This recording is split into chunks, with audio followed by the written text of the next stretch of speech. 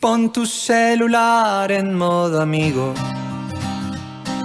en modo amor, en modo hermano, en modo hijo. Si no quieres quedar sin batería, pon tu celular en modo vida. Pon tu celular en modo amigo, en modo amor, en modo... ¿Qué tal? Bienvenidos al segundo episodio de Hagamos una Reforma.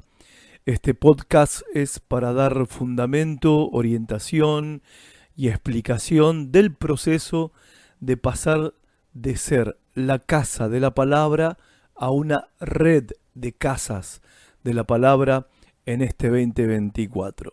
No estamos tratando de inventar un nuevo modelo de iglesia, valga la aclaración, sino más bien redescubrir las raíces bíblico-históricas de la Iglesia, interpretarlas para nuestro tiempo y hacer los ajustes necesarios para volver a la manera de Cristo y los apóstoles.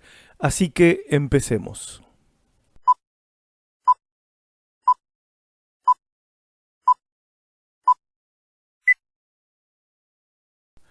Saben, en esto vengo pensando desde hace un tiempo. Si la iglesia es la misma que inició con los apóstoles en el libro de los Hechos, entonces tenemos el mismo ADN, por decirlo de alguna manera para que se entienda el concepto, el mismo ADN o código genético apostólico que contiene todos los recursos del poder y la gracia de Dios para hacer la iglesia de Cristo en la tierra hoy en día como ellos lo fueron, a menos que la iglesia actual sea una iglesia de segunda mano o un clon mal hecho. A ver, en otras palabras quiero decir esto: si por cualquier catástrofe quedara solo un cristiano en el mundo entero, yo digo que no habría problema. La iglesia volvería a existir, a crecer y a expandirse desde ese solo creyente. Porque ese solo creyente tiene todo lo que hace falta para cumplir con la misión de Dios. A esto le podemos llamar el mismo ADN apostólico que la iglesia apostólica del primer siglo. Alguno podría preguntar, si somos la misma iglesia, ¿por qué no nos parecemos en nada a la iglesia de los Hechos? Buena pregunta, muy buena pregunta, pocos se la hacen.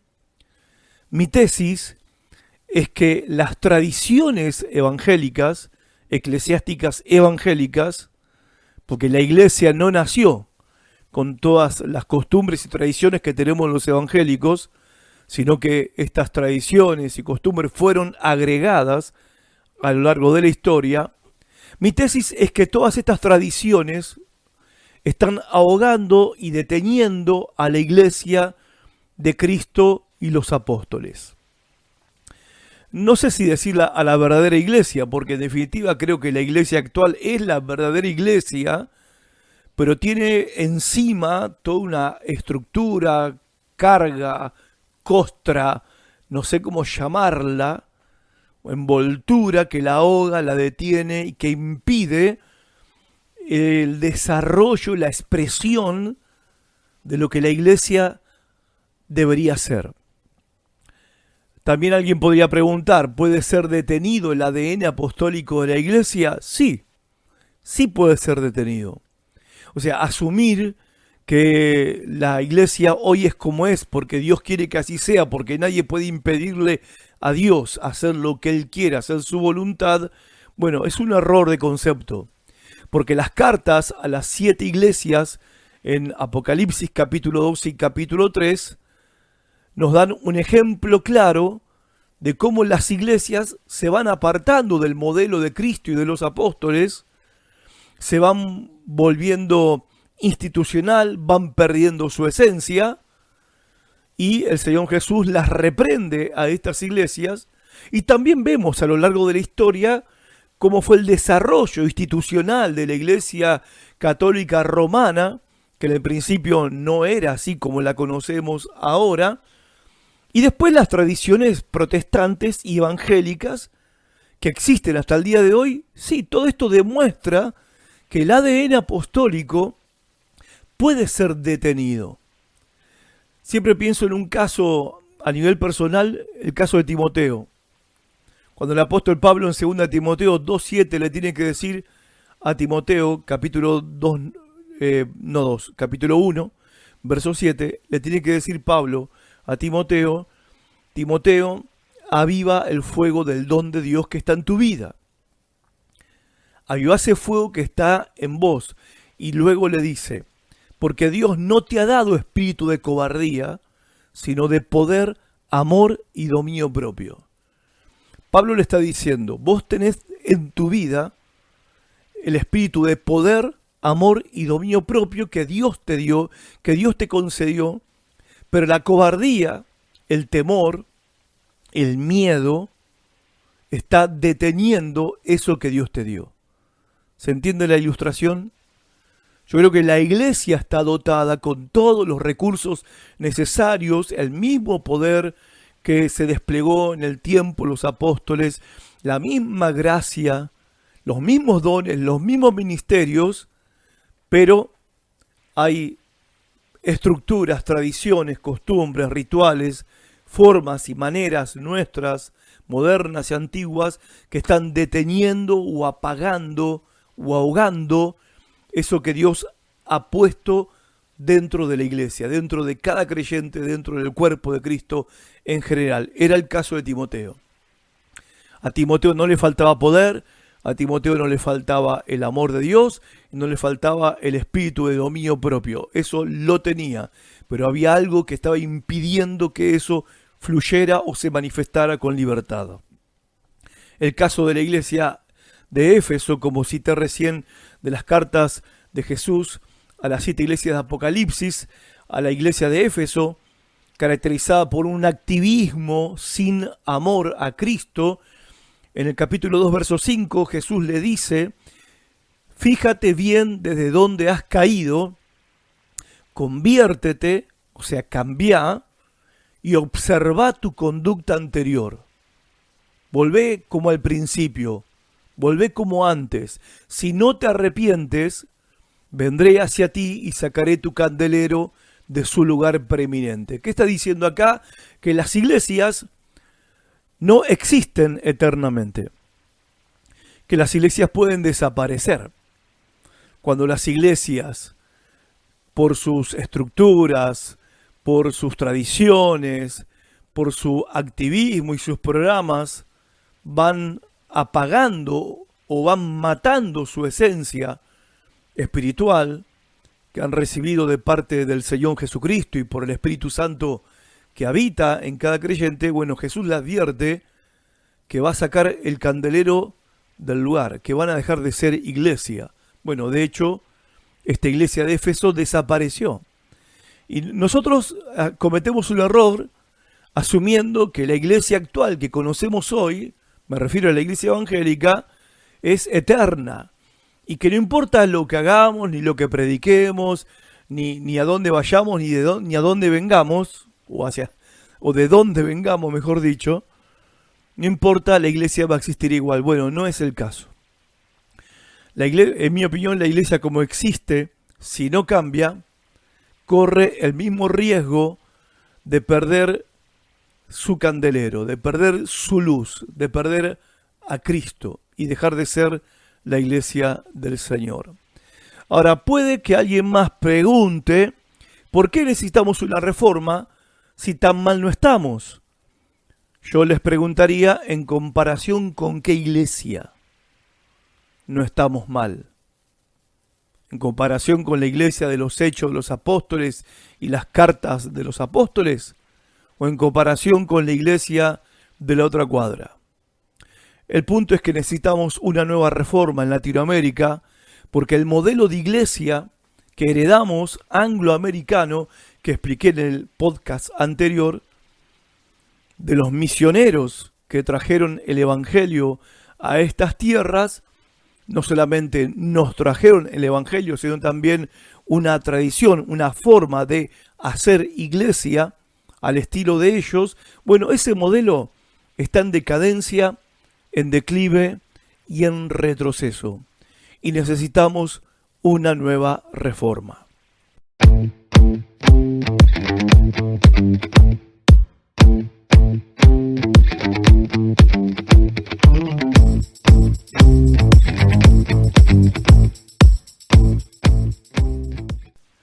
Lamentablemente no tengo tiempo en este podcast para explicar cómo la Iglesia de Europa, que fue fue cuna de grandes avivamientos y que envió misioneros al mundo entero en el siglo XVIII y XIX, hoy está muerta. Tampoco me da el tiempo para explicar cómo la Iglesia de Norteamérica, siguiendo el sueño americano de éxito y prosperidad, se está muriendo delante de nuestros propios ojos. Las estadísticas de cierre de iglesias, de abandono del pastorado y el envejecimiento de los miembros que asisten a las iglesias en Norteamérica es estremecedor. Los números son estremecedores. Uno podría decir, bueno, que eso está pasando allá y a nosotros no nos va a llegar la decadencia, pero no es así. Porque el gran defecto de la Iglesia Evangélica Latina, y la Argentina no escapa a esto, es que copiamos e imitamos todo lo que viene de la Iglesia yanqui. Todas las modas, doctrinas, movimientos, canciones, estilos de ministerio que se hacen famosos allá, enseguida se copian acá y nos encanta. El punto es que ellos están en declive. Y si no cambiamos y hacemos una reforma, seguimos nosotros en la lista.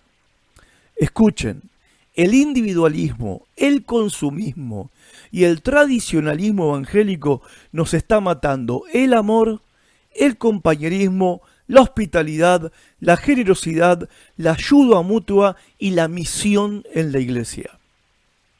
Necesitamos una nueva reforma. No del evangelio que predicaron Jesús y los apóstoles, no de las doctrinas básicas del evangelio, sino de las formas, o de la forma, la estructura, la manera, el modo de ser iglesia, de hacer iglesia en el siglo XXI. Winston Churchill dijo: nosotros edificamos nuestros edificios e instituciones, y luego ellos nos dan forma a nosotros. Las estructuras que fueron buenas y necesarias en un momento histórico y cultural determinado, hoy ya son un estorbo para cumplir con la misión de Jesús en este siglo. Me cansa un poco escuchar a pastores decir que hay que sacar la iglesia a la calle, que tenemos que salir de los templos. Ok, salimos.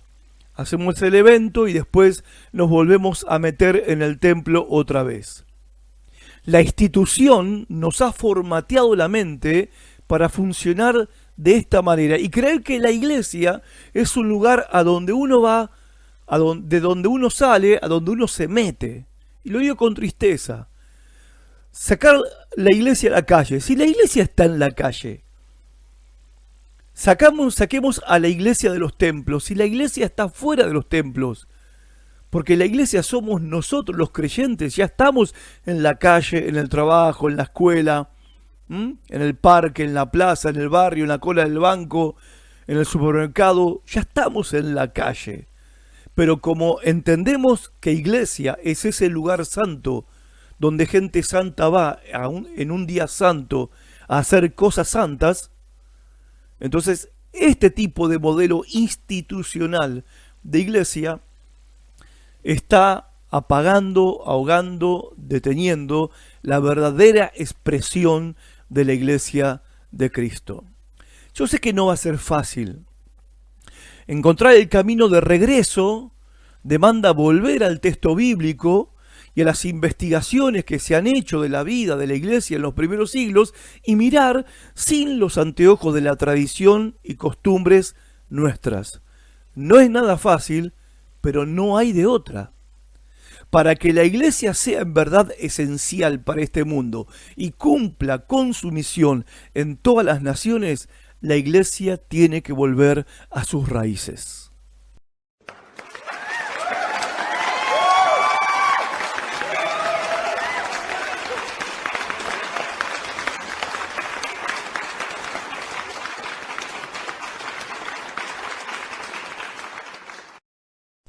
Ahora, ¿por qué decimos reforma y no renovación de la iglesia o avivamiento de la iglesia?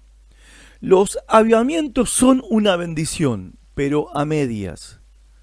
Porque cuando se apagan los avivamientos, todo vuelve como antes y hay que volver a orar por un nuevo avivamiento. Las renovaciones que hemos tenido, muchas a lo largo de la historia de la iglesia, hemos tenido renovación en el canto y la música, nos hemos renovado en nuestra vestimenta, nos hemos renovado en que hacemos grupos pequeños o células en casas, nos hemos renovado en que hacemos grandes congresos, en que a los templos se les está empezando a llamar auditorios, nos renovamos en la iluminación del salón, en las pantallas LED, en las mujeres en los cargos de pastoras, apóstolas, profetas, etcétera, etcétera, y hay un largo etcétera de renovaciones, ¿sí? De la calidad de las renovaciones te lo dejo a tu criterio, pero el punto es este: la misión sigue sin cumplir y el impacto en la sociedad, a pesar de todas estas renovaciones, es mínimo.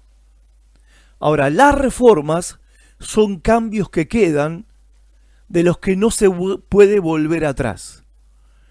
Los avivamientos y renovaciones son fuertemente de iniciativa soberana.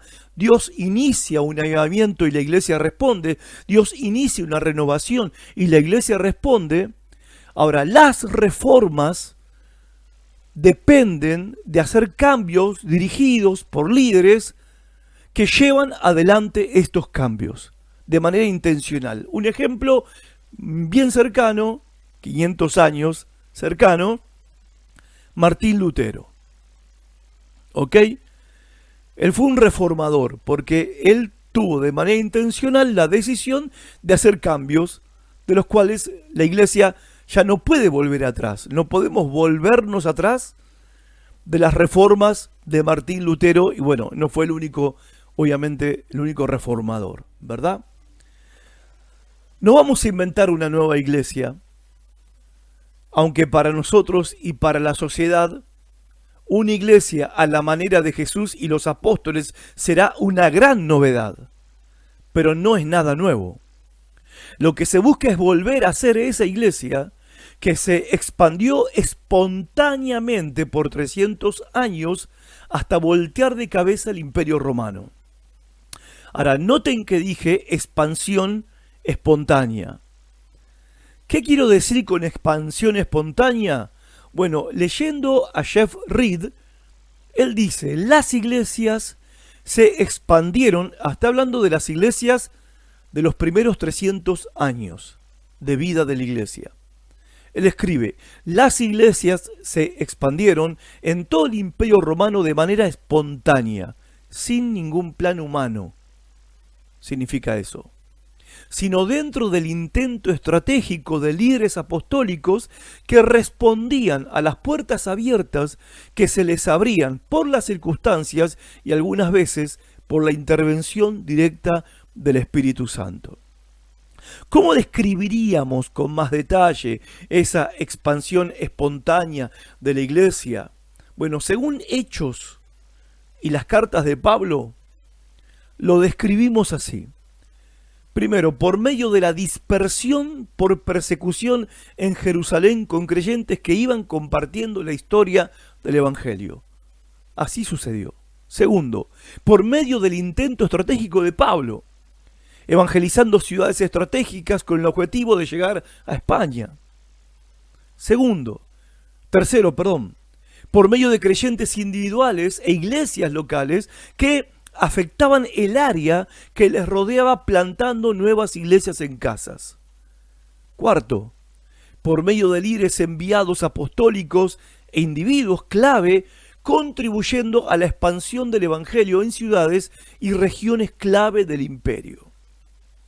Y quinto, por medio de Pablo y otros líderes apostólicos, dando forma a todas las iglesias plantadas a través de sus cartas y de los evangelios que fueron escritos. Muchos de ellos, los 4, posteriores a las cartas, de las primeras cartas del apóstol Pablo, dando fundamento a las nuevas iglesias. Así fue. Si lo tenemos que describir basado en hechos de los apóstoles y las cartas de Pablo, la expansión espontánea de la iglesia fue así. Una aclaración: cuando me refiero a líderes apostólicos, no estoy hablando en términos de lo que ahora conocemos como apóstoles o líderes apostólicos de la actualidad. Apostólico significa ser enviado con una misión. Timoteo era un líder apostólico sin ser un apóstol como Pablo, como Pedro. Tito era un enviado apostólico, un líder apostólico, mejor dicho, sin ser un apóstol como Pedro y como Pablo.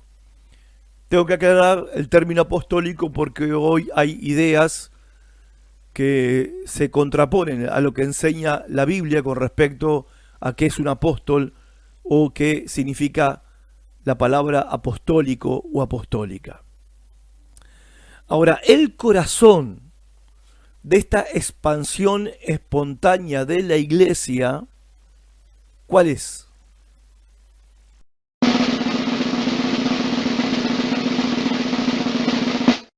El corazón de la expansión espontánea de la iglesia es la reunión. Nosotros le llamamos el culto, mal llamado, pero es la reunión. Escuchen, existe una conexión entre la expansión espontánea de la iglesia primitiva y el simple juntarse de los creyentes el primer día de la semana alrededor de una comida, celebrando su nueva vida en Cristo, invitando a sus vecinos, amigos, familiares y compañeros de trabajo o de la sinagoga. Las investigaciones, algunas muy recientes, dicen que esas reuniones pequeñas y sencillas de creyentes se llamaban iglesias. Cada reunión en una casa era una iglesia. En una ciudad, si había 10 casas donde se reunían los creyentes, había 10 iglesias. Todas las reuniones de la iglesia en las casas eran iguales. Con esa estructura simple y sencilla de juntarse los creyentes el primer día de la semana alrededor de una comida, celebrando su nueva vida en Cristo, invitando a sus vecinos, amigos, familiares, compañeros de trabajo o de la sinagoga, con esta estructura simple y sencilla, así se multiplicaron por todo el mundo.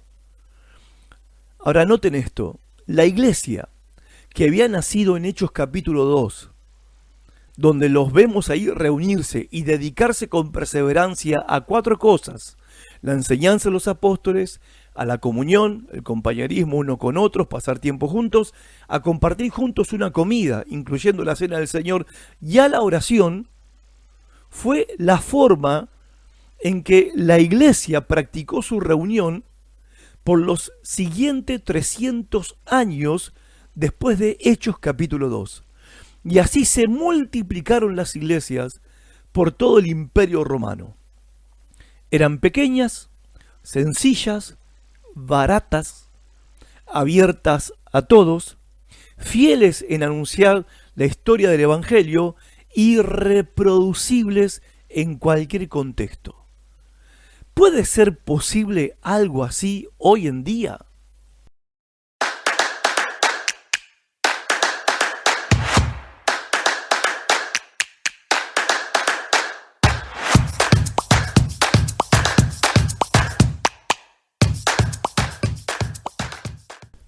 Les dije al principio que creo que en la iglesia permanece el ADN apostólico, el código genético de una iglesia apostólica, ese poder único y explosivo que es inherente al pueblo de Dios en todas las generaciones. Ese ADN apostólico permanece en la iglesia actual. Un ejemplo de esta verdad es la iglesia clandestina en China. Es impresionante su historia. Cuando Mao Zedong, allá por el 1949, subió al poder, inició la purga sistemática de la religión en China, incluyendo a la iglesia cristiana, que estaba bien establecida según el modelo occidental, según el modelo europeo y norteamericano. Así era la iglesia en China. Contaba con un número estimado de 2 millones de creyentes. Mao hizo desaparecer a todos los misioneros extranjeros, a los pastores que eran de otros países y misioneros afuera, que vuelvan a su patria. Expropió todas las propiedades de la iglesia, cerró los seminarios, expropió esas propiedades, ejecutó a los líderes chinos principales de la iglesia, mató y encarceló a los líderes cristianos de la segunda y tercera línea, prohibió las reuniones públicas de cristianos, los amenazó con la muerte y la tortura y desató una de las persecuciones más crueles que los cristianos han sufrido a lo largo de toda la historia. El objetivo explícito de la revolución cultural era hacer desaparecer de China el cristianismo y todo tipo de religión. Al final de esta dictadura comunista de Mao y de su sistema ateo, y después de la caída del muro de bambú allá a principios de los 1980, se permitió de nuevo que los cristianos entraran en el país, aunque bajo una supervisión y vigilancia estricta. Los cristianos que entraron a China allá por el principios de 1980 esperaban encontrarse con una iglesia totalmente diezmada, totalmente raquítica, poquitos discípulos, débiles y abatidos. Y fue todo lo contrario. Descubrieron que el cristianismo había florecido mucho más allá de lo que nadie se podía haber imaginado. Las estimaciones en ese momento fueron de que había en China 60 a 80 millones de seguidores de Jesús. Y gente, y hay que seguir contando, porque desde ese entonces no han parado de crecer, como tampoco ha parado la persecución en China. China está experimentando el movimiento cristiano transformador más importante de la historia de la iglesia. No tenían muchas Biblias, a veces tenían solo una hoja para toda una iglesia, que se intercambiaban en las iglesias, que se reunían en casas clandestinas, subterráneas, secretas, escondidas del gobierno. Se comían, cuando llegaba la policía, se comían esas hojas de la Biblia, memorizaban largas porciones de la Biblia de memoria para poder recitarlas en sus reuniones. No disponían de pastores a tiempo completo, pastores profesionales a los que se le pagaba un sueldo. No había estructuras de liderazgo jerárquicas, oficiales. No tenían ni tienen una organización central, una cobertura, una central, como acá en Buenos Aires, ponele una central, o la famosa cobertura del apóstol no sé cuánto. No tenían ni tienen cultos públicos, ni eventos masivos. Y a pesar de todo esto, que nosotros consideramos vital para la existencia de la iglesia, crecieron y crecen como locos. Ahora, ¿cómo es posible? ¿Cómo lo hicieron sin todas estas cosas que nosotros consideramos súper vitales para que exista una iglesia?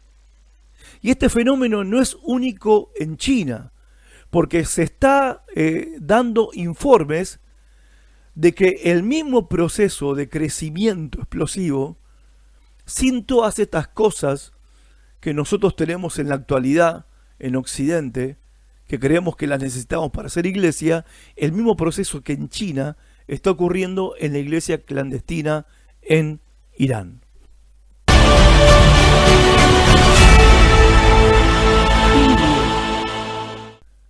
Entonces, ¿Cómo crecían las iglesias primitivas? Eran reuniones sencillas, donde compartían una comida, la cena del Señor, se ministraban unos a otros, según el modelo de 1 de Corintios 14:26, cantaban y oraban juntos, leían las Escrituras y las debatían, invitaban a sus conocidos y a los necesitados del vecindario. Y cuando ya no cabían en esa casa, se abría otra iglesia, en otra casa. Cuando alguien se mudaba, comenzaba una nueva iglesia en su nueva casa. Cuando huían por la persecución, predicaban, y en las casas de los nuevos convertidos comenzaban nuevas iglesias. A donde iban, seguían siendo la iglesia, seguían haciendo iglesia. Y todos sabían cómo hacerlo, porque era un modelo altamente reproducible y sencillo. No hacía falta ir al seminario para aprenderlo. No era complejo ni tampoco era caro comenzar un movimiento de plantación de iglesias. Y así crecieron. Crecieron por la multiplicación de iglesias en las casas, cuyas reuniones eran sencillas y donde la comida tenía una importancia central. En el próximo podcast de Hagamos una Reforma, te voy a compartir con detalle cómo eran esas reuniones pequeñas y sencillas que sustentaron la expansión espontánea de la iglesia primitiva. Vamos a hacer juntos una visita a una de esas reuniones de la iglesia en casa de la ciudad de Roma, y nuestros anfitriones serán Aquila y Priscila, nada más ni nada menos. Así que hasta nuestro próximo encuentro, y espero que medites en todas estas cosas. Chao. Iglesia despierta, ya llegó el momento de tu redención. Yo quiero una iglesia que sane al herido, que rompa cadenas, liberte al cautivo, que aclare la mente al que está confundido y que hable verdad. Yo quiero una iglesia que con su mirada le brinde esperanza al alma angustiada. Yo quiero una iglesia que sane la herida de la humanidad. Yo quiero un rebaño donde mis ovejas se sientan seguras y llenas de paz, donde mi palabra sea su alimento, allí quiero morar.